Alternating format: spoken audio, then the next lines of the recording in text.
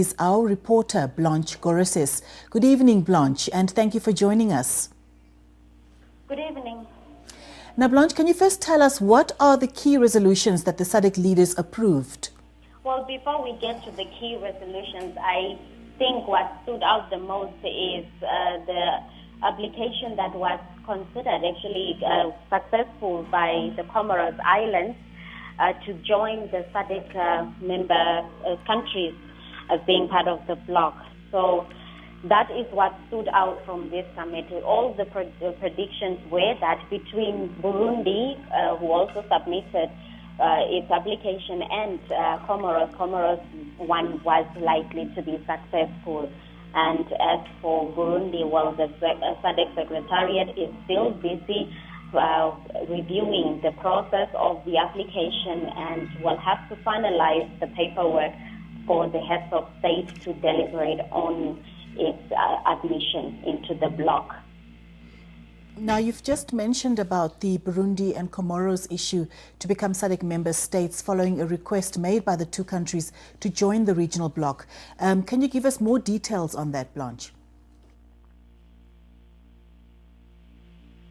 Sorry, Ham? Yes, can you hear me?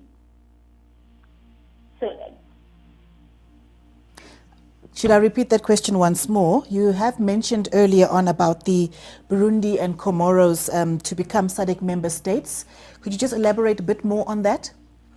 Yes, Burundi was admitted. That is what stood out from this year's summit, the Pretoria summit.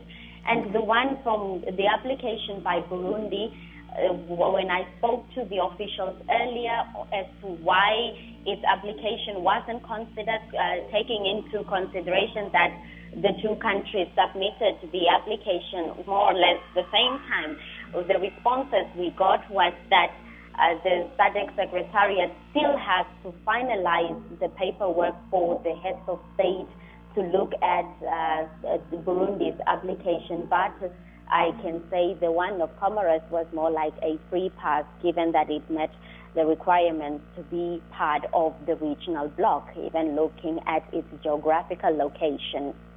And finally, did the summit heads of state discuss the situation in the DRC?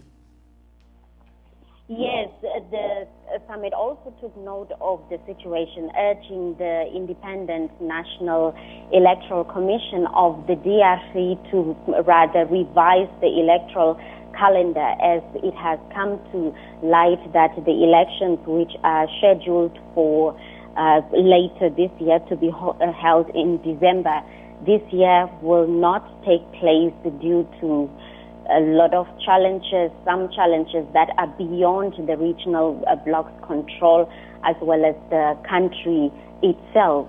So that is what has been discussed with regard to DRC, and also for the appointment of a SADC special envoy at the level of a head of state to lead a delegation, to lead discussions with the DRC government. There are consultations to finalize this matter ongoing. Blanche, thank you so much for that brief update on the summit.